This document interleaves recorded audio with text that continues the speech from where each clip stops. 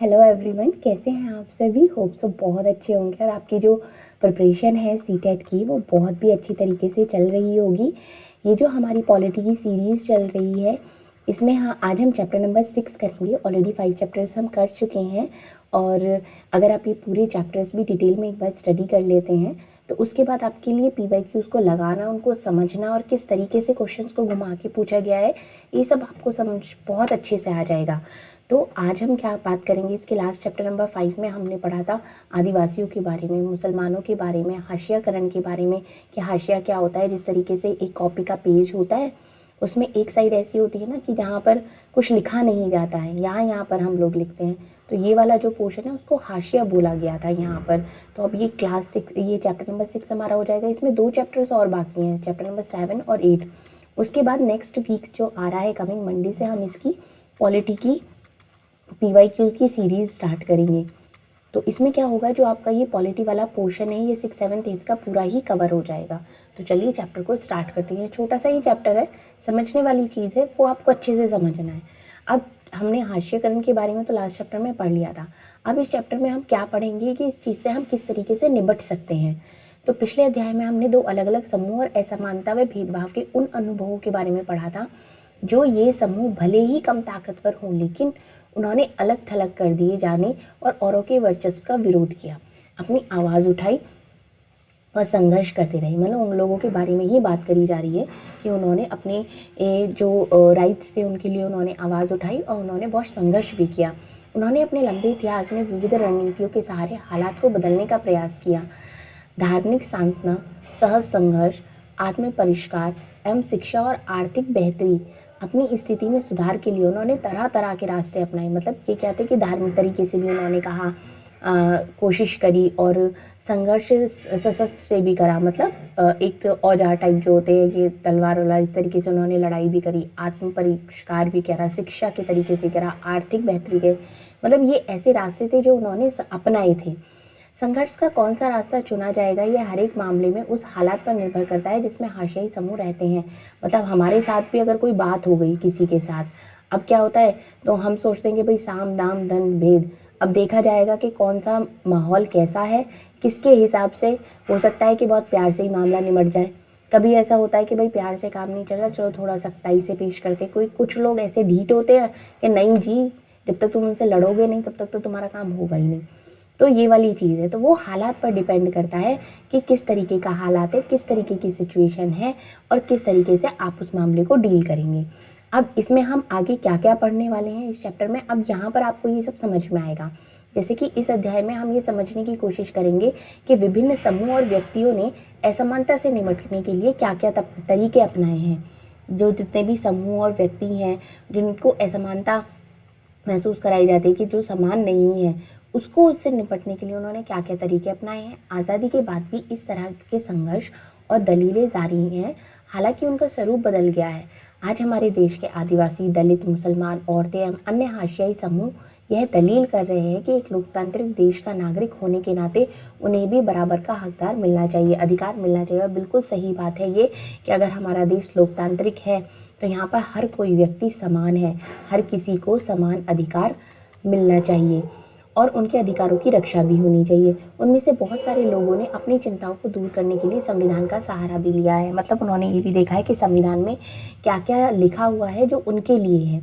इस अध्याय में हम और क्या देखेंगे आगे कि हाशियाई समूह अपने संघर्षों के दौरान संविधान का सहारा किस तरीके से उन्होंने लिया।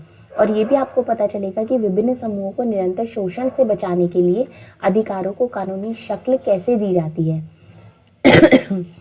यहाँ इस बात पर भी विचार करेंगे कि इन समूहों को विकास का लाभ प्रदान करने के लिए सरकार की ओर से किस तरीके के नीतिगत प्रयास किए गए हैं। मतलब गवर्नमेंट ने क्या क्या पॉलिसीज़ निकाली हैं, क्या क्या किया है इन लोगों के लिए, इनको समान बनाने के लिए, ये भी सब आप इस चैप्टर में पढ़ने वाले हैं। अब यहाँ पर देखते हैं मौलिक अधिकारों का उपयोग। मौलिक अधिकार का उपयोग किस तरीके से होगा। अब जैसे कि आपने पहले अध्याय में पढ़ चुके हैं कि संविधान में ऐसे कई सिद्धांत किए हैं जो हमारे समाज और राज्य व्यवस्था को लोकतांत्रिक बनाते हैं। इन सिद्धांतों को मौलिक अधिकारों के जरिए परिभाषित किया जाता है। उनको हम क्या कहते हैं? मौलिक अधिकार कहते हैं, जो कि समानता का अधिकार है, स्वतंत्रता का अधिकार है, ये सब मौलिक अधिकार में आते हैं। हमारे संविधान का एक महत्वपूर्ण हिस्सा है, ये अधिकार सभी भारतीयों को समान रूप से उपलब्ध होते हैं। ये क्या है कि हर किसी को, भारत का जो भी नागरिक है, हर किसी को वो समान रूप से ही मिलेंगे। और जहाँ तक हाशियाई तबकों की बात है, उन्होंने इस अधिकारों को दो तरह से इस्तेमाल किया है। पहला क्या तरीका है उनका? अपने मौलिक अधिकारों पर जोर देकर उन्होंने सरकार को अपने साथ हुए अन्याय पर ध्यान देने के लिए मजबूर किया। पहला, उन्होंने मौलिक अधिकार, जो उनके मौलिक अधिकार थे, उन्होंने उनको फोर्सली गवर्नमेंट को दिखाया कि नहीं देखो, इन अधिकारों की बात करा जाए तो इन अधिकारों को लेकर हमारे साथ अन्याय हो रहा है। तो उन्होंने क्या किया? सरकार को मजबूर किया कि वो उस बात पर ध्यान दे। दूसरा उनका पॉइंट क्या रहा कि उन्होंने इस बात के लिए दबाव डाला कि सरकार इन कानूनों को लागू करे। कई बार हाशियाई तबके के संघर्ष की वजह से ही सरकार को मौलिक अधिकारों की भावना के अनुरूप नए कानून बनाने पड़ते हैं। तो उन्होंने दूसरा क्या किया? पहला तो उन्होंने ये किया कि गवर्नमेंट को मजबूर किया कि भाई हमारी तरफ भी देखो, जो हमारे अधिकार हैं उनकी तरफ भी देखो।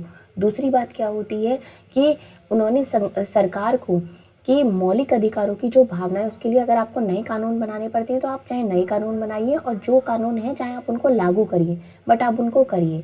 ये उन्होंने दो दिए। उसके बाद संविधान के अनुच्छेद 17 के अनुसार अस्पृश्यता और छुआछूत का उन्मूलन किया जा चुका है। इसका मतलब है कि अब कोई भी व्यक्ति दलितों को पढ़ने, मंदिरों में जाने, सार्वजनिक सुविधाओं का इस्तेमाल करने से नहीं रोक सकता। पहले क्या था कि जितने भी दलित लोग हैं या नीचे तबके के लोग हैं, उनको क्या करता था, ना छुआछूत की रहता था उनसे, उनको मंदिरों में नहीं जाने देते थे, पढ़ने के लिए नहीं जाने देते थे, जो सार्वजनिक सुविधाएं हैं वो तक इस्तेमाल नहीं करने देते थे। तो उससे क्या हुआ कि अब क्या है, अब ऐसा नहीं है, अब उनको भी ये अधिकार है कि वो ये सारी चीज़ें भी इस्तेमाल कर सकते हैं। अब इसका मतलब यह भी है कि छुआछूत गलत है और लोकतांत्रिक सरकार इस तरह के आचरण का बर्दाश्त नहीं करेगी। लिहाजा अब अस्पृश्यता का एक दंडनीय अपराध है। अगर आप इस तरीके से अब करते हैं तो वो एक अपराध माना जाएगा और उस अपराध के हिसाब से ही आपको सज़ा भी दी जाएगी। तो संविधान में ऐसे दूसरे भी अनुच्छेद हैं जो अस्पृश्यता के खिलाफ हैं। उदाहरण के लिए संविधान के अनुच्छेद 15 में कहा गया है कि भारत की किसी भी नागरिक के साथ धर्म, नस्ल, जाति, लिंग या जन्म स्थान के आधार पर भेदभाव नहीं किया जाएगा। और इसके बारे में आप क्लास 7 में एक चैप्टर है समानता, उसके ऊपर डिटेल में पढ़ चुके हैं, मैंने कराया भी है।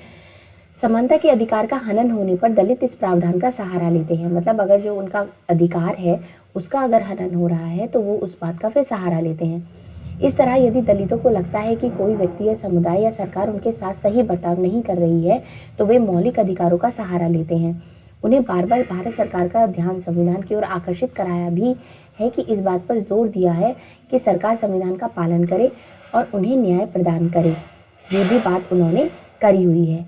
अब क्या होता है कि इसी तरह मुसलमान तथा अन्य अल्पसंख्यक समुदायों ने भी संविधान में दिए गए मौलिक अधिकारों का सहारा लिया है। उन्होंने धर्म और सांस्कृतिक शैक्षणिक अधिकारों की स्वतंत्रता के आधार पर जोर दिया है। जहाँ तक सांस्कृतिक शैक्षणिक अधिकारों का प्रश्न है, मुसलमान और पारसी आदि सांस्कृतिक धार्मिक समूहों को अपनी संस्कृति की सुरक्षा का अधिकार मिला हुआ है। इस तरह विभिन्न प्रकार के सांस्कृतिक अधिकारों की व्यवस्था करके संविधान ने ऐसे समूहों को सांस्कृतिक न्याय देने का प्रयास किया है। इसका उद्देश्य यह है कि इन समूहों की संस्कृति पर ना तो बहुसंख्यक समुदाय की संस्कृति का वर्चस्व हो और ना ही वह नष्ट हो। मतलब इनका जो अपनी संस्कृति है वो ऐसी ही रहनी चाहिए। ये नहीं है कि दूसरी संस्कृति का उनके ऊपर प्रभाव पड़ जाए या फिर वो नष्ट ही हो जाए, ऐसा नहीं होना चाहिए। यहाँ पर एक कविता दी हुई है, आप इसको भी पढ़ सकते हैं। हाशियाई तबके के लिए कानून। अब इनके लिए क्या क्या कानून बने हुए हैं, अब आप इस बारे में पढ़ेंगे। जैसे कि आपने पहले पढ़ा है कि सरकार अपने नागरिकों की रक्षा के लिए कानून बनाती है, हर किसी के लिए कानून है, लेकिन सरकार केवल इसी तरह कार्रवाई नहीं करती। हमारे देश में हाशियाई तबकों के लिए खास कानून और नीतियाँ बनाई गई हैं। बहुत सी नीतियाँ योजनाएं किसी समिति की सिफारिशों का या सर्वेक्षण आदि के नतीजे पर आधारित होती है। सरकार इस तरीके की नीतियों को प्रोत्साहन देती है ताकि खास तबके को सही अवसर उपलब्ध कराए जा सकें। मतलब ऐसा नहीं है कि अगर वो इस हाशियाई समूह है तो उनको भी सारी चीज़ें समान तरीके से मिलनी चाहिए और उनके उनका अधिकार भी है। अब सामाजिक न्याय को प्रोत्साहन ये किस तरीके से होगा? संविधान को लागू करने के लिए राज्य और केंद्र सरकार जनजातीय आबादी वाले या भारी दलित आबादी वाले इलाकों में विशेष प्रकार की योजनाएं लागू करती है। बहुत सारी जो पॉलिसीज़ निकालती रहती हैं, योजना नई नई तरीके की आती हैं, वो भी किस तरीके से, जिससे कि ज़्यादा से ज़्यादा इस तरीके के लोगों को लाभ मिल सके। उदाहरण के लिए कई स्थानों पर दलितों और आदिवासियों को सरकार की ओर से मुफ्त रियायती दरों पर छात्रावास की सुविधा उपलब्ध कराई गई ताकि वे शिक्षा संबंधी सुविधाएं हासिल कर सकें। मतलब अगर उन्हें हॉस्टल मिल जाएगा तो उनके लिए पढ़ना बहुत आसान हो जाएगा। जितने कि वो दूर दूर से आ रहे हैं तो उनके रहने की समस्या खत्म हो गई, तो वो अपनी पढ़ाई के ऊपर ध्यान दे सकते हैं। कुछ ज़रूरी सूचनाएं मुहैया कराने के अलावा सरकार कानूनों का भी इस्तेमाल करती है ताकि व्यवस्था में निहित असमानता को खत्म करने के लिए ठोस कदम उठाए जा सकें। अब क्या है, ये सब ये चीज़ें तो हैं, लेकिन उसके साथ साथ जो कानून है वो भी स्ट्रिक्ट होने चाहिए कि कोई उनका उल्लंघन ना कर सके और उनको प्रॉपर तरीके से फॉलो कराया जाए। आरक्षण की व्यवस्था इसी तरह एक महत्वपूर्ण कानून नीति है। जैसे आरक्षण मिलता है ना, जनरल वालों का अलग है, ओबीसी वालों का अलग आरक्षण है। मतलब मैं सिर्फ एक एग्जाम्पल दे रही हूँ कि आरक्षण का मतलब ये होता है, जाति के हिसाब से थोड़ी सी लीनियंसी मिल जाती है। यह महत्वपूर्ण होने के साथ बेहद विवादास्पद भी है। शिक्षा संस्थानों और सरकारी नौकरियों में दलित व आदिवासियों के लिए सीटों के आरक्षण का कानून एक महत्वपूर्ण तर्क पर आधारित है। इसके पीछे समझ यह है कि हमारे जैसे समाज में जहाँ तबकों को सदियों तक पढ़ने लिखने या नई निपुणताएं हासिल करने के अवसरों से वंचित रखा गया, वहाँ लोकतांत्रिक सरकार इन तबकों की सहायता के लिए ठोस कदम उठाने चाहती है। मतलब जैसे कि पुराने टाइम में इन लोगों को मौका ही नहीं मिला कि शिक्षा प्राप्त कर सकें, कुछ कर सकें, किसी काम में निपुणता हासिल कर सके, ऐसा कोई उनको अवसर ही नहीं दिया गया, तो ये उसके लिए गवर्नमेंट ये कदम उठाती है। अब आरक्षण की नीति किस तरीके से काम करती है ये आपको पता चलेगा।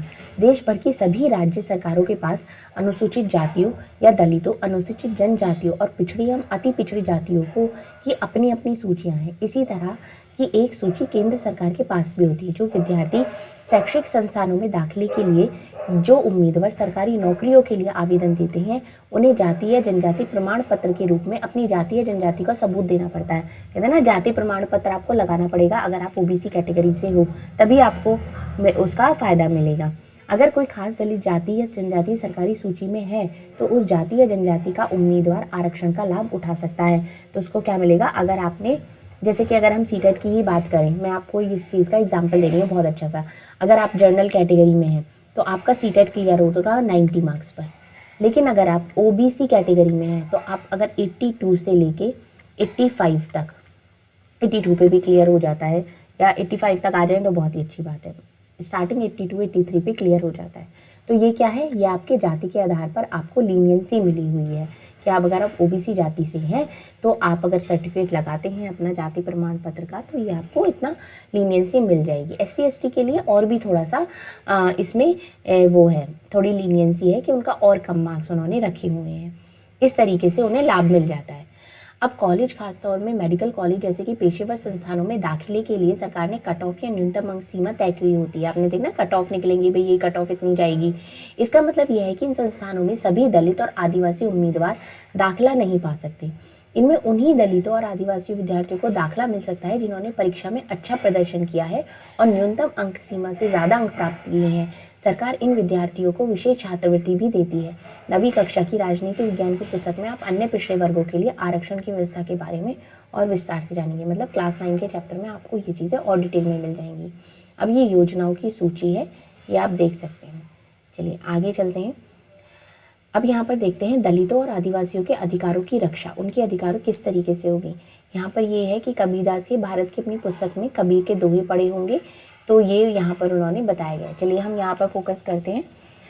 हाशियाई समुदायों को भेदभाव और शोषण से बचाने के लिए नीतियों के अलावा हमारे देश में कई कानून भी बनाए गए हैं। अब ये क्या है, आइए यहाँ एक सच्ची घटना पर आधारित एक केस स्टडी को पढ़कर जाने कि आपकी रक्षा के लिए दलित इन कानूनों का इस्तेमाल किस तरीके से करते हैं। ये केस स्टडी है, मतलब एक सच्ची घटना है, तो ये आपको पढ़ के बहुत अच्छे से समझ में आ जाएगा।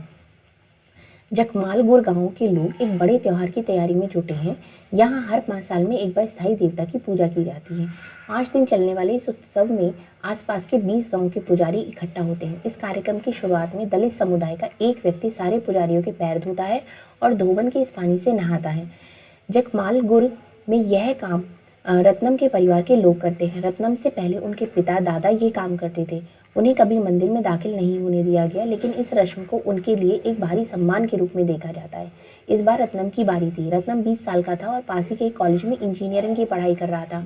उसने यह रस्म निभाने से इनकार कर दिया। उसने कहा कि वह यह संस्कार में विश्वास नहीं करता कि उसके पुरखों को दलित होने के कारण ऐसा करने के लिए मजबूर किया जाता है। रत्नम के इनकार से न केवल गांव की ताकतवर जातियां बल्कि उसके अपने समुदाय के कई परिवार भी खफा हो गए। ऊंची जातियों के लोगों को यह देखकर हैरानी थी कि कच्ची उम्र का एक नौजवान सा हुक्म मानने के लिए इनकार कर रहा है। उनको लगता था कि रत्नम की पढ़ाई लिखाई ने उसे बिगाड़ दिया है और वह खुद को उनके बराबर मानने लगा है। रत्नम की जाति के लोग भी ऊंची जाति वालों के गुस्से की आशंका से डरे हुए थे। उनमें से बहुत सारे स्वर्णों के खेत खलिहानों में दिहाड़ी मजदूर थे। अगर प्रभुत्वशाली जातियां उन्हें काम देना बंद कर देंगी तो वो क्या खाएंगे, जिंदगी कैसे चलेगी। ऊंची जातियों ने यह भी ऐलान कर दिया कि अगर दलित नहीं झुकेंगे तो उन्हें स्थायी देवता का अभिशाप लगेगा। रत्नम की दलील यह थी कि चूंकि आज तक एक भी दलित मंदिर के भीतर नहीं गया, इसलिए देवता भी उन पर गुस्सा होने का कोई सवाल ही नहीं उठता। भाई जब हम मंदिर ही नहीं गए, ना हमें मंदिर जाने की आज़ादी थी, तो देवता गुस्सा कैसे हो जाएंगे। ये भी बात थी उसकी। अब ताकतवर जातियों ने रत्नम को सबक सिखाने की ठानी। उन्होंने उसके समुदाय को हुक्म किया कि रत्नम और उसके परिवार का बहिष्कार कर दे। सभी को यह आदेश दिया गया कि कोई भी उसके परिवार से किसी तरीके का संपर्क नहीं रखे। एक रात को अचानक कुछ लोगों ने आकर रत्नम की झोपड़ी में आग लगा दी। रत्नम किसी तरह अपनी माँ के साथ जिंदा भाग निकला।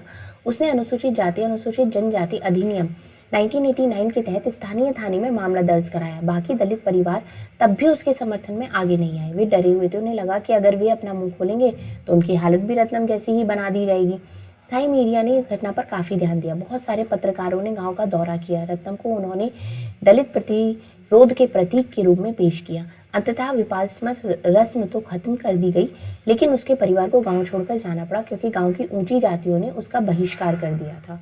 तो आपको ये समझ में आया कि किस तरीके से जो दलित लोग होते हैं या नीची जाति के लोग हैं कि अगर तुम्हारे दादा परदादा या ये चीज़ें पीढ़ी दर पीढ़ी चलती आई है तो तुम भी यही करो, तुम्हारे आगे आने वाली पीढ़ियाँ भी यही करेंगी। तो कभी ना कभी तो इस चीज़ को ख़त्म करना ही पड़ेगा, जैसे कि उसने ये किया, डिसीज़न लिया कि मैं नहीं करूँगा। अब आगे देखते हैं अनुसूचित जाति या अनुसूचित जनजाति अत्याचार निवारण अधिनियम 1989। रत्नम ने अपने गांव में ऊंची जातियों द्वारा किए जा रहे भेदभाव और हिंसा का विरोध करने के लिए अनुसूचित जाति अनुसूचित जनजाति अत्याचार निवारण अधिनियम के तहत शिकायत दर्ज कराई और कानून का सहारा लिया। यह कानून 1989 में दलितों तथा अन्य समुदायों की मांगों के जवाब में बनाया गया था। उस समय सरकार पर इस बात के लिए भारी दबाव पड़ रहा था कि वह दलितों और आदिवासियों के लिए रोजमर्रा होने वाले दुर्व्यवहार और अपमान पर रोक लगाने के लिए ठोस कार्रवाई करे। यूँ तो इस तरीके का व्यवहार लंबे समय से चला आ रहा था, लेकिन 70 के दशक के आखिर और 80 के दशक में यह समस्या हिंसक रूप से होने लगी। इस दौरान दक्षिण भारत के कई हिस्सों में अपने हकों का दावा करने वाले बहुत सारे आग्रही दलित संगठन सामने आए और उन्होंने अपने हकों के लिए पुरजोर आवाज़ उठाई। वे तथाकथित जातीय दायित्वों का निर्वाह करने को तैयार नहीं थे और समानता का अधिकार चाहते थे। वो चाहते कि उन्हें भी समान अधिकार मिले, वे भी ये जितनी भी समानता के अधिकार हैं, जो भी दूसरे लोगों का अधिकार है, वो हमारा भी होना चाहिए। रत्नम की तरह उन्होंने भी दलितों का अपमान व शोषण करने वाली परंपराओं को मानने से इनकार कर दिया। वो है ना, जब एक लोग हिम्मत करके थोड़ा आगे बढ़ जाते हैं तो बाकी के लोग भी हिम्मत दिखा देते हैं। तो इसी तरीके से अब रत्नम ने ऐसा किया तो जो बाकी लोग थे वो भी करने लगे। इसकी वजह से ऊंची जातियों के लोग उनके साथ खुलेआम हिंसा पर उतारू हो गए थे। सरकार को इस बात का एहसास कराने के लिए दलित संगठनों ने व्यापक अभियान चलाए। छूत अभी भी जारी है। उन्होंने इस बात के लिए दबाव बनाया कि नए कानूनों में दलितों के साथ होने वाली विभिन्न प्रकार की हिंसा की सूची बनाई जाए और इस तरह के अपराध करने वालों के लिए सख्त सजा का प्रावधान हो। मतलब जो लोग ऐसा कर रहे हैं उनको गवर्नमेंट की तरफ से सज़ा ज़रूर मिलनी चाहिए। इस तरीके से कानून ज़रूर बनाए जाने चाहिए। इसी प्रकार 1970-1980 के दशकों में आदिवासियों ने भी खुद को बड़े पैमाने पर संगठित किया। उन्होंने न केवल बराबरी के लिए आवाज़ उठाई, बल्कि अपनी ज़मीन व संसाधनों को हासिल करने के लिए भी आंदोलन चलाए। इन आदिवासियों को भी ताकतवर सामाजिक गुटों के गुस्सा झेलना पड़ा और उनके साथ भी जमकर हिंसा हुई। यही वजह है कि इस कानून में अपराधों की एक बहुत लंबी सूची दी गई है। इनमें से कई अपराध तो इतने भयानक है कि उनके बारे में सोचकर ही दिल दहल जाता है। इस कानून में न केवल भयानक अपराधों का उल्लेख किया गया है, बल्कि ये कानून इस बात की ओर इशारा भी करता है कि साधारण इंसान भी कितने जघन्य कृत्य कर सकते हैं। इसका मतलब ये हुआ कि जो नॉर्मल इंसान है वो भी कितना ज़्यादा हिंसा कर सकता है, इतना ज़्यादा कि आप लोगों दूसरे लोग को परेशान करने के लिए इस हद तक आतुर हो जाए। इस प्रकार इस तरह के कानून हमारे सोचने और काम करने के तरीके को प्रभावित करते हैं और दोषियों को सज़ा भी देते हैं। दोषियों को सज़ा ज़रूर मिलनी चाहिए इस मामले में। तो इस कानून में कई तरीके के अपराधों के बीच फ़र्क किया गया है। पहले क्या है कि इसमें शारीरिक रूप से खौफनाक, नैतिक रूप से निंदनीय अपमान के स्वरूपों की सूची दी गई है। मतलब फिजिकली क्या क्या आपको कष्ट होगा और नैतिक रूप से किस तरीके से हो रहा है अपमान, उसकी भी लिस्ट है। इसका मकसद ऐसे लोगों को सजा दिलाना है जो कि अनुसूचित जाति या अनुसूचित जनजाति के किसी व्यक्ति को किसी अखाद्य अथवा गंदा पदार्थ पीने या खाने के लिए विवश करता है। ये उसलिए है कि आपने किसी को परेशान करने के लिए उसको कोई गंदा पदार्थ पीने के लिए मजबूर कर दिया या खाने के लिए मजबूर कर दिया। अनुसूचित जाति या अनुसूचित जनजाति के किसी व्यक्ति को नंगा करना, उसे नंगा घुमाना और उसके चेहरे पर रंग लगाते हैं, देह पर रंग लगाते हैं, ऐसा कोई कृत्य करता है तो मानवीय प्रतिष्ठा के अनुरूप नहीं है, तो उसके लिए भी सजा का प्रावधान है। अब दूसरा इसमें क्या होता है, इसमें ऐसे की भी सूची है जिसके जरिए दलितों और आदिवासियों को उनके साधारण संसाधनों से वंचित किया जाता है या उनसे गुलामों की तरह काम करवाया जाता है। मतलब इस तरीके के कानून में प्रावधान है कि अगर कोई भी व्यक्ति अनुसूचित जाति या अनुसूचित जनजाति के किसी व्यक्ति के नाम पर आवंटित की गई या उसके स्वामित्व वाली ज़मीन पर कब्जा करता है या खेती करता है या उसके नाम अपने नाम पर करवा लेता है उस ज़मीन को, तो भी उसको सज़ा दी जाएगी। एक और स्तर पर यह कानून इस बात को मान्यता देता है कि दलित एवं आदिवासी महिलाओं के खिलाफ होने वाले अपराध एक खास तरह के अपराध हैं, इसलिए ऐसे लोगों को दंडित करने की व्यवस्था की गई है। अनुसूचित जाति या अनुसूचित जनजाति की किसी महिला को अपमानित करने के लिए उस पर हमला करते हैं या उसके साथ जोर जबरदस्ती करते हैं, तो ये सब प्रावधान दिए गए हैं, सज़ा बनाई गई है इन सब के लिए। हाथ से मैला उठाने का कलंक।